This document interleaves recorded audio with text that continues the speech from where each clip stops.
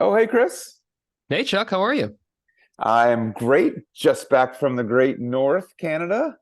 Yes, it was a busy week for the WashU hand service, you included. Congratulations on being elected to council for the Hand Society as a treasurer. That's a huge deal. Thank you very much. Yeah, it'll be fun to re-engage with the Hand Society, and I have to say, my first couple of encounters were really pretty amazing. There's great people on council. There are always great people, but great people on council, good conversations, and doing some really good stuff. Steve Moran is president.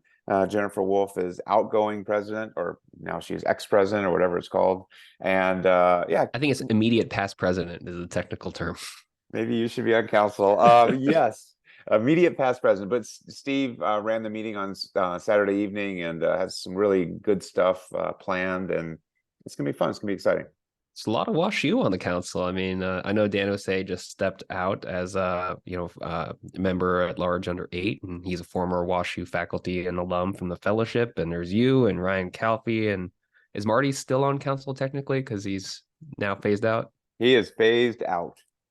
Yes. But he did have a nice talk at the meeting, which we should get to as we sort of rehash the meeting and all that goes with it. Well, absolutely. I can't wait to talk about it. I mean, I was there for a very brief period of time, not technically at the main meeting. I actually got away without registering for the meeting because Nice. I was mainly at I was only at the Young Surgeons Boot Camp and the Hand Fellowship Directors. And we can talk about that for sure. Yeah. But first, before we dive into this case, let's thank one of our sponsors. So, The Upper Hand is sponsored by Practice Link Magazine, the physician job search and career advancement resource. Becoming a physician is hard. Finding the right job doesn't have to be. Join Practice Link for free today at www.practicelink.com. So you held down the fort a bit. So you flew in early and out. It's our new policy that one of us is going to stay back.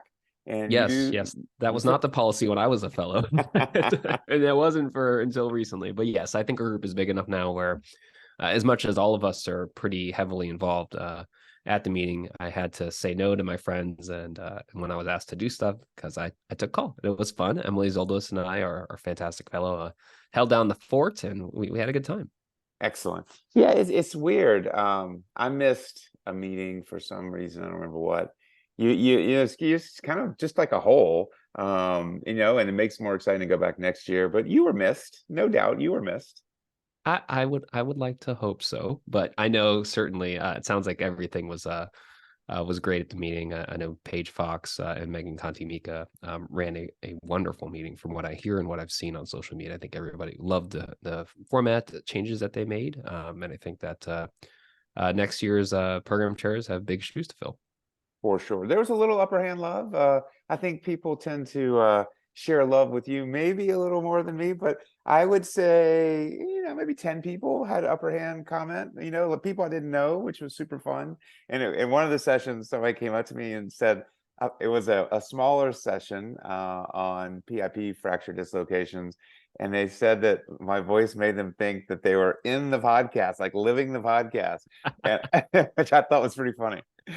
Yeah, there. I mean, I think that just by virtue of me being a little closer to most trainees' age, I think I probably approached a bit more when I was at the Young Surgeons Boot Camp and then at the Fellowship Directors meet and greet. A lot of love, and it was great to hear. I let everybody know thank you for listening and for coming up and saying something, and it is what keeps us going.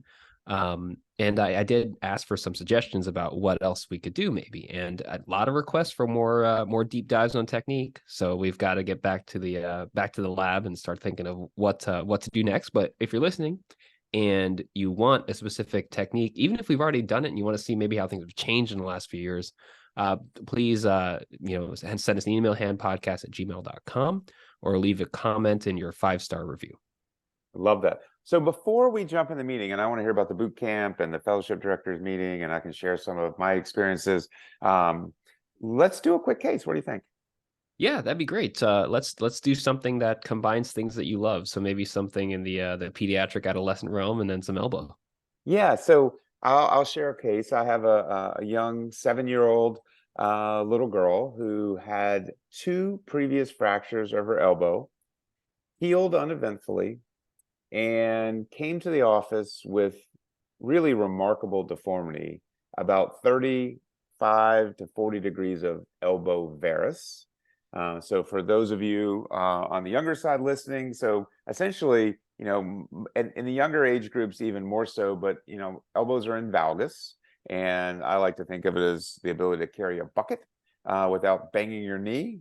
And this situation can happen where, for whatever reason, one of those fractures led to avascular necrosis of the medial elbow, and your elbow just swings into major varus. And it can just be an aesthetic issue, but it can be a functional issue too.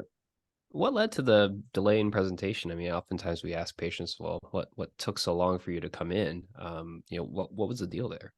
I think it was likely a couple of things. First of all, she healed uneventfully from her fractures. Her pain went away, and the deformity is a gradual progression. The lateral elbow keeps growing, the medial elbow does not. And so it just gets worse and worse. And then you start to do funny things with the elbow. It wasn't majorly painful for her, but you sort of have to do a weird thing to get the elbow straight. And so I think it's just it is usually a progressive, well, it's always a progressive phenomenon. And at some point, family notices, the child notices, and they come. Okay, so how long ago was the fracture prior to this patient seeing you? Yeah, the first fracture was, as I recall, 4 years ago, and maybe the second fracture was 2 years ago. And so I don't even know which fracture truly. And the X-rays were all outside radiographs, unfortunately, that I could not get my hands on. But in the end, it was what we see, which is the medial elbow, that is the medial condylar area, doesn't develop normally. The trochlea doesn't develop normally. I don't routinely get MRIs, so I don't see the cartilage development, which certainly will be more impressive than the bony lack of development. But for a lot of reasons, surgery is one of the options discussed, especially in the growing child. Now, do you at this point, how much? Now, obviously, 7-year-old young woman, so you're looking at a solid amount of time for growth, skeletal growth to continue, probably at least another 5 to 6 years, right? So how do you Yeah, time this out? Like, how do you figure out what to? Well, we can talk about what to do, but also how do you figure out when to do it? yeah. I mean, people have talked about physeal arrest on the lateral side, and I think that's potentially an option, but in an older child, I wouldn't do that in this age group. And So so in this, intentionally closing down the lateral side so that essentially whatever you do, the medial side can catch up, or at least stopping it from getting worse. stopping it from getting worse, yeah. And some people will use staples for that, but that doesn't make a ton of sense to me unless you expect some type of rebound growth medially. And then we talk about osteotomy. So I think your question of timing is a really good one. And the principle here was it's hard to get that much correction in one surgery. And so we were going to maximize our correction now, see what happens with continued growth, and potentially do a second surgery, in a number of years. Knock on wood, I've never had to do that second surgery. So we'll kind of see, how she grows and what happens over time. So this is a vascular necrosis of the medial epicondyle. Avascular necrosis is more than the medial epicondyle. It's the entire Okay, medial elbow. the entire medial elbow. So what are your options surgically at this point? So, I mean, is this something where you actually have a chance to bring this medial aspect of the elbow back to life in terms of vascularity, or is it what can you do now? Yeah, to my knowledge, no one has ever accomplished that goal. And so it's really about minimizing the deformity, unloading some of the force. So with the varus positioning, you get increased force load on the medial elbow, which is certainly not helpful for anything. And so some type of osteotomy of the distal humerus to realign it is the goal. And there's different ways to do that. The literature, to overly simplify, a closing wedge osteotomy, which is perfectly reasonable. Not my first choice for a couple reasons, which I can share. A dome osteotomy, which is my first choice for a couple of reasons. And some people do some step cut osteotomies and different things. I'm sure people have tried external fixer lengtheners and things like that. But I really like the dome osteotomy. So why do you like the dome over a closing wedge?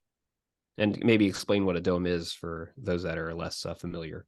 Yeah, so the closing wedge is obviously based laterally. So you take away bone from the lateral side and close the wedge. That shortens the humerus a bit. And what it also does, because of a size mismatch, is it creates a step off. So where you take bone out, it's no longer a smooth arc. It's clinically notable. Not a reason not to do that if that's your preferred choice, but the dome osteotomy, it satisfies all my goals. It doesn't shorten. It creates a huge amount of cancellous bone for healing. So healing's typically pretty rapid. It maintains length. And it just seems like it's a bit of a more gentle correction. In older kids, I'll use a small plate posteriorly on the posterolateral humerus. In this age group, I use K-wires and immobilize, and they heal pretty fast. And it doesn't normalize the elbow, but it's a big step in the right direction. So is a dome what it sounds like? You're shaping a dome? Yeah, so I use the dome for Madelung's distally, and I don't know if we've ever talked about Madelung's. That'd be a good conversation. I think that touches more hand surgeons than a lot of the stuff I do. A dome can be two-dimensional, which is this one was, so just a medial lateral dome. And literally, I use K-wires to perforate the cortex and then an osteotome to cut in a curvilinear fashion. It can also be a three-dimensional dome, which is sort of what we do, especially for Madelung's and sometimes in the distal humerus, where it's both a medial lateral dome and an anterior posterior dome, which can, allow a three-dimensional correction. But I really like the surgery. Yeah, so obviously very technically challenging in carpentry in terms of the need to be precise. Is this something where you are, doing this obviously very carefully in surgery, as you're looking at the humerus? Or is it something where you're doing kind of your fancier, preoperative planning with models and stuff that you do for other cases? Yeah, this to me is just a technically, I'd say moderately demanding, not the most demanding, that we use clinical alignment and radiographic alignment in the OR to assess correction. And if I get these elbows back to a neutral alignment, I'm happy. So it's a posterior incision. We work on either side of the triceps. We keep the ulnar nerve safe. We identify the ulnar nerve and keep it safe. We don't truly transpose it. We keep it safe. And as long as it's not scarred in, I think that's fine. Laterally, we don't specifically identify the radial nerve because we're pretty distal. The osteotomy is just proximal to the olecranon fossa. And so we just stay out of the realm of the radial nerve. So fun exposure, fun surgery. Got to get it right technically, but I think it's a good case.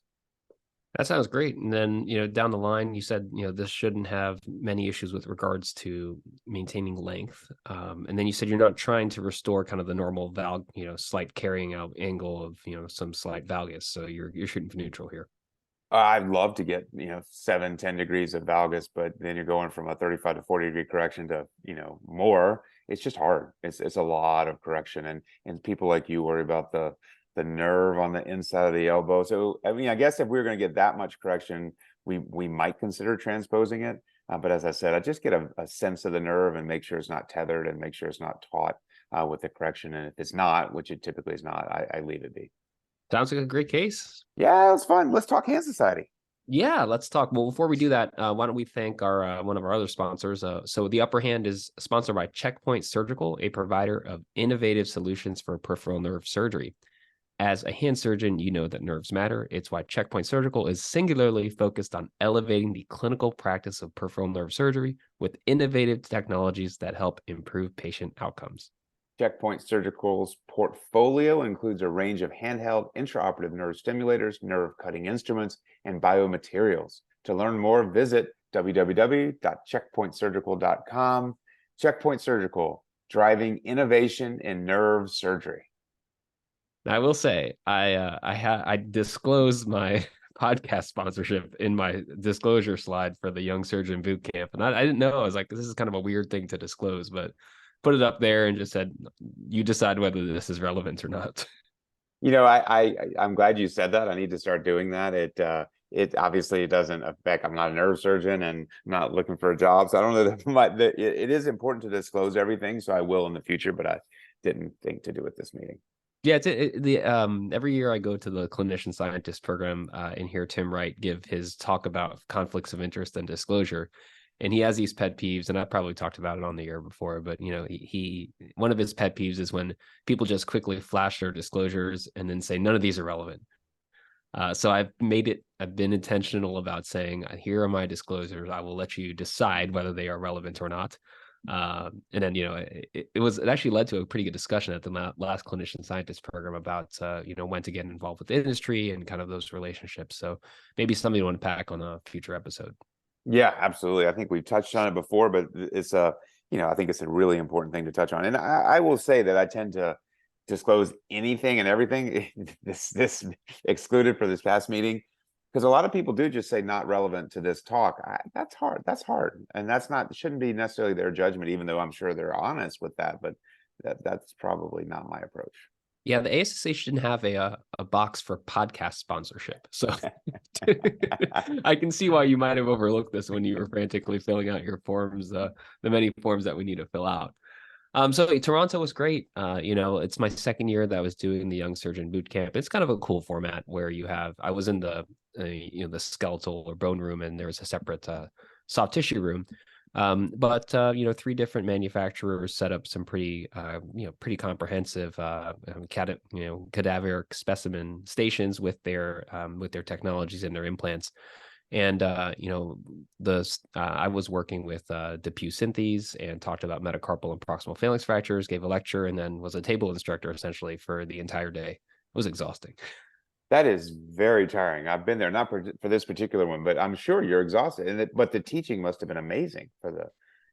Yeah, and it was good to see people's different levels of interest and expertise. I mean, you have ranging from junior and mid-level residents to senior residents and fellows and some practicing surgeons. So seeing what they each want to know and what they each want to learn is always interesting, and I learned too. So the other instructors I was with at the DePuy Synthes table were teaching me some stuff, and then I did wander over to the med artist table and the skeletal dynamics table and learn some tricks. That's great. No, I mean, that goes without saying, but it needs to be stated. We always learn at these sessions, whenever we're teaching. I mean, if you're giving a podium presentation, hopefully you learn from co-presenters if it's a symposium. But if you're in a small group session, I can talk about one I did. I always learn in those situations. So that's one of the reasons I like doing it. Yeah, it was fun, and obviously there was a lot of banter about the podcast, which was fun to hear. So I did ask people for what they want to hear, and it's oftentimes the question of how the podcast got started. So I tell my version of that story, and I don't know how accurate it is, but it's the one I'm sticking with. I don't know if I know what our various versions are. You were struck by lightning one day and said, "Oh my God, I have a game changer. I got to get Chuck involved." No, you probably don't remember, but there was a time where I think a full year and a half or 2 years before we actually started thinking of doing the podcast, I approached you, said we should do a podcast. And you're like, no, I approached you and Ryan and said, I think we should, Ryan Calfee. I was like, I think we should do a podcast or do something based on our, the conversations we have in conference. And then you're like, no, it's not a good idea. And then all of a sudden you had an idea to do a podcast a year and a half later. I was like, that's a great idea, Chuck. I think it'd be really fun. I think to the listeners, this is what age discrimination looks like. He assumed I am old and forgot all these conversations. He happens to be right, but here we go with our ageism. So what else did you do in Toronto? Well, I did have some really good meals, but we won't talk about that. So one interesting thing that came up that a couple people brought up is that they're like, I feel like we really know you and like know a lot about your life. They're like, what did you cook last week? So that's really funny stories. But no, right after the boot camp, we had our annual Hand Fellowship Directors Association meeting, and I got some feedback about kind of what applicants are looking for in a hand fellowship. That was some work that the group up at Beth Israel did. Carl Harper led that survey. And so that was interesting to hear kind of what people are looking for in fellowship, at least what they say in a survey. And then also we talked about, obviously, interview formats. I think there are going to be, most programs are going to try to offer interviews on the same day, which I think always helps in terms of giving the, interview invites released on the same day. Mm-hmm. And then I think most programs are going to be in person, but I think there's still a handful of programs, not a handful, a decent number of programs that are going to be virtual, either because their institution is requiring that or because that is their preference. It's tough. I mean, I see the pros and cons of both approaches. There's nothing like an in-person interview, but it's a lot to ask. Certainly the applicants get a better sense of who we are, what our institution is. But there's a monetary cost, which is not insignificant.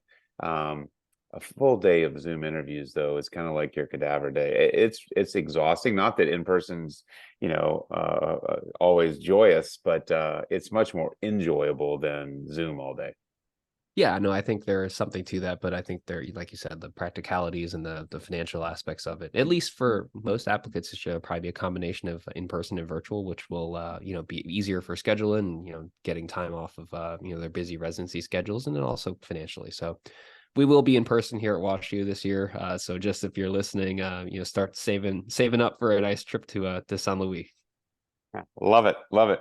I can briefly recap my take on the meeting. I've been to Toronto a handful of times, and it's always a nice time. I don't ever get out enough, unfortunately, to see the city, but nice people. It's easy, and the location of the meeting, kind of in the central part of downtown, was fortuitous. I can share our cultural experiences there. But the meeting, How's the language barrier? Was it really hard on you? it's about the only place I can survive other than the United States.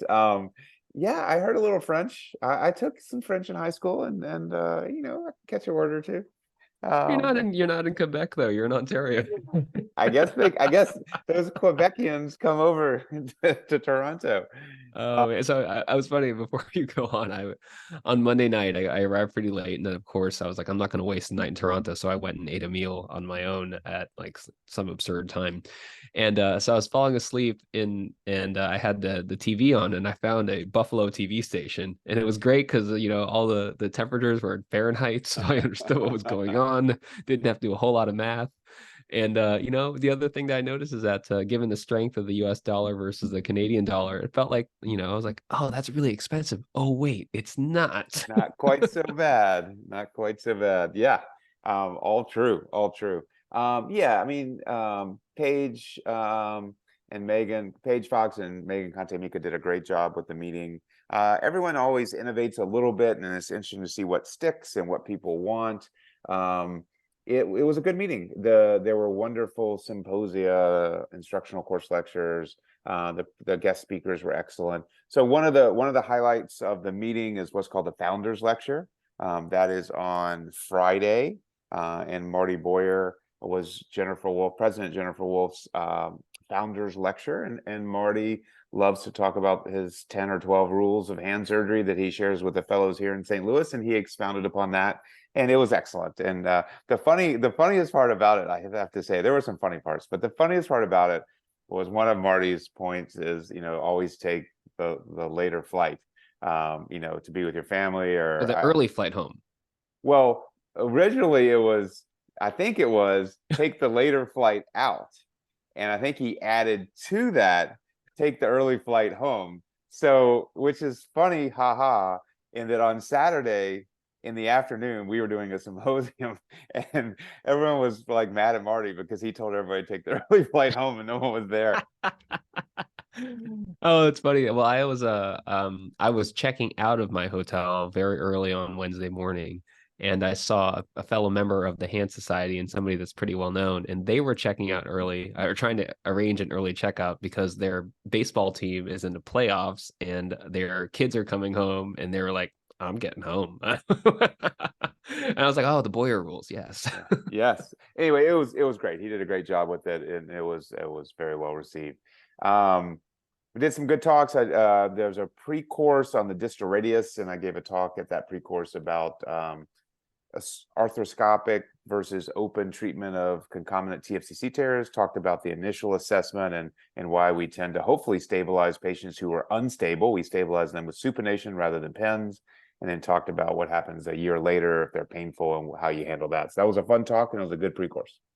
What were the big take homes from that pre-course in terms of, how you and other wrist gurus approach stabilizing the DREJ through TFCC repair? Yeah, I think generally the school of thought is that, first of all, there's higher risk with certain distal radius fracture patterns, such as the fracture pattern when the distal fracture fragments translated far radially. And The higher so-called coronal shift. the coronal shift, thank you. Highly comminuted fractures and higher energy injuries. And I think everyone has the same approach, that if you can find a position that creates stability, no matter what the distal ulna looks like, typically that position is supination. Then supinate the wrist, sugar tong, splint, and then Munster cast, and let them heal without cross pinning or opening to fix the ulnar styloid. There's been a evolution in our understanding of what happens, and it used to, when I was younger, we talked about whether it was a tip fracture or a base of the styloid fracture. And now the fracture pattern is sort of ignored as long as you can obtain stability in the operating room. What I have learned in my short career is that even when you have a base of the ulnar styloid fracture and you fix it, it doesn't necessarily mean that you've created stability. And so that's yet another reason why I don't rush to fix those, and really, really hope, and thankfully almost always is the case, supination creates stability.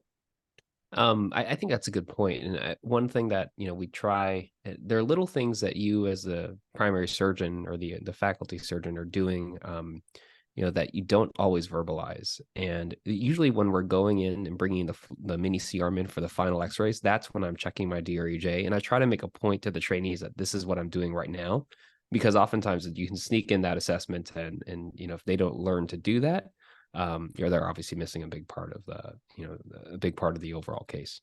It's a really good point, because we can do things on the fly and satisfy ourselves. I try to do the same thing. I try to make a point of what I'm doing.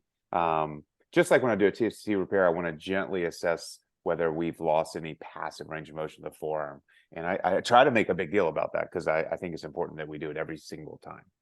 So one change that Paige and Megan put in this year was they limited the number of presentations that one could give, which obviously probably made the meeting much calmer and saner for somebody like you, who's being asked to do a bunch of things. But I know that I talked to our friend Amy Moore, and she was saying that it was great because she wasn't running around and leaving one pre-course to jump to the next pre-course or ICL to ICL. So you probably had a little bit of a throttle on a limit on what you presented. So were there any other talks or that you gave? Yeah, it was interesting. They shared the data at the council meeting after the meeting. There was 7% increase. There was an increase of 7% of the number of speakers. I actually thought it would have been higher than that. Yeah, me too. But it did make, I think one of the points was, it was sort of offensive if you were to paid pre-course and you had speakers coming and going and rushing in and rushing out. And I think it's also just about, there are really talented people in this society, and there's plenty of people who can give a good talk. Now, some talks are better than others, but it was a little nice. I found myself busier than I thought I was going to be. I went to Toronto thinking I'd be able to sit into a lot of things. I ended up running around a little bit. Gave the symposium I mentioned was Don Lalonde's great panel, Tamara Rosenthal, Jim Chang, Scott Cozen. We were talking about things I say and don't say to patients, and we could build off that and have a good podcast on that. And that sort of is what Boyer was alluding to. I think that'd be a fun conversation for us to have. So maybe I won't spoil it. Yeah, maybe pull in one of those other panelists as a guest. I think that'd be a really fun thing to explore. Yeah, that would be great. And what else did I do? What was fun was mentioning my love of elbow. Don Bay and I hosted an ICL. We've talked about it for literally 10 years. We asked Doug Hutchinson from Utah to join us, and so we did a ICL on the adolescent elbow. And it's one of those deals where I wasn't sure if it'd be the three of us in a room or more. And I'm sure that was packed. There was about 60 people. That's awesome. Which is great. We talked about OCDs. We talked about intra-articular radial head fractures in the adolescent, which gets conflated with radial neck fractures too often, and they're very, very different. And then we talked about instability, had some good cases. It was very fun. Man, you are just giving us so much fodder for future podcast topics. Maybe we should unpack kind of the stuff that you presented on. And I gave a talk on, using, different ways of fixing metacarpal and phalanx fractures. And, everybody's all about these headless compression screws now. So I shared kind of my experience, good and bad, with that approach. So I think we've, laid out a course for some future episodes. For sure. So I'll tell you what I liked about the meeting, just in general, and I'll be curious to hear what you missed about the meeting. What I liked about it was I don't know why, it felt really good. I mean, obviously we both know a ton of people. It felt great to see a lot of people I haven't seen in a while, to catch up. Had a really, really good time, and I'm already looking forward to next year. And I don't know that I've always said that in the past, so I don't know if it's something about me that's changing, if it's post-COVID. I don't know, but I really did enjoy it and connected with people in a really positive way. That's great. Yeah, I mean, I missed, seeing people that, normally I would see at the meeting every year, and then I'll see them next year at other meetings, so I missed seeing some of the big addresses. I wanted to see Marty give his talk. I wanted to see Elizabeth Hoggart give her international Yeah, it's great. lecture, which from what I hear was fantastic. And she's somebody that I spent some time with when she was still in Stockholm. I missed our WashU fellowship reception, which from what I understand, was great, and Ryan really put together a nice group of people, and the energy there, and just seeing what all the people have done who have been trained either residency or fellowship at our program. So I know that I think it's Minneapolis next year, right?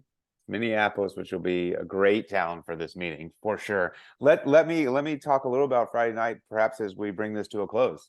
So is that okay? Good Yeah, plan? absolutely. Please talk about our fellowship. It's fantastic. This is not Yes. an advertisement for the fellowship. No, it's definitely not.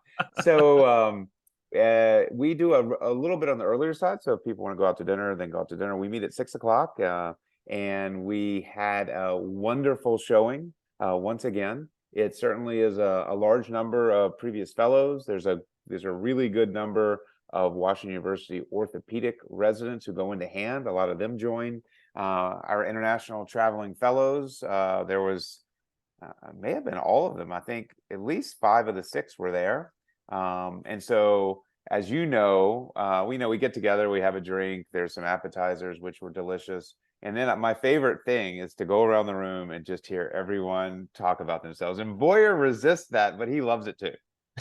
I find that hard to believe. No, I'm telling you, he does. He does. So we had a good time, and everyone kind of said a few words about themselves. It's just nice, to especially see younger people kind of understanding who some of the older people were. For example, Jeff Cole is a little bit of a celebrity in this program because Jeff Cole was a fellow, I want to say in 95, 96, with Randy Bendra.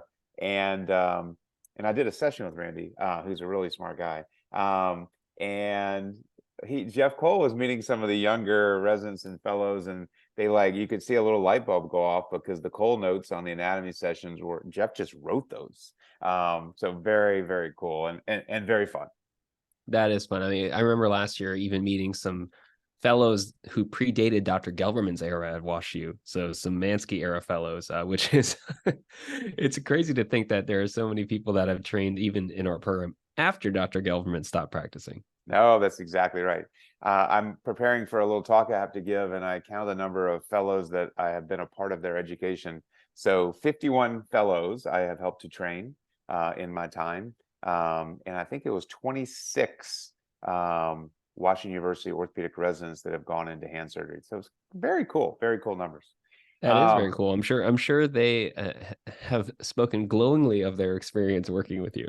Oh, oh, you're too kind. I'm sure on some days it's glowing, and so anyways. So after that, Ryan and Lindley and Joyce Wilson and I went over to pay our respects to Dr. Stern and the Sensi Fellowship where we all trained. And as we're walking over there, we see these huge masses of people. And actually, Ryan and I stayed at our reception a little longer, and we walked over together. Huge masses of people, and we're like, "What the heck is going on?" So we kind of were walking around, and finally we stopped and asked, and they're like, "Oh, Drake's in concert tonight." We're like, "What?" And Drake's had this huge tour, and he finished his tour by coming back to Toronto, his hometown, and giving a concert that night and last night. So I'm sorry. So it was Friday night and Saturday night of the Hand Study Week. And so we walked inside to the Stern event, which was essentially it was a nice restaurant, but sort of in a mall connected by a crosswalk to the hockey stadium where the concert was. And so we decided to just check out what things cost. And so the cost was not prohibitive. And so Calfee and I went to hear Drake.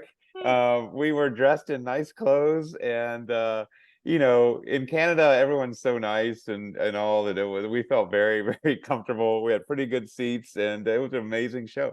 in the moment, as you know, as he says, the motto, you only live once. So good for you. That's Yeah. great. And that is something that if you listen to the end, you got to know that Calfee and Goldfarb went to a Drake concert at the Hand Society. So thank you for listening all the way to the end. You'll like the last caveat, which is that we saw Jeff Steppen a number of times, obviously throughout the meeting, but he was at a reception with us last night, which was Saturday night, and I guess hadn't heard or whatever, and so we were telling him, I was showing some pictures, and then about 2 a.m, I get a text from him, which was he went to the concert on Saturday Nice. night, so living it up.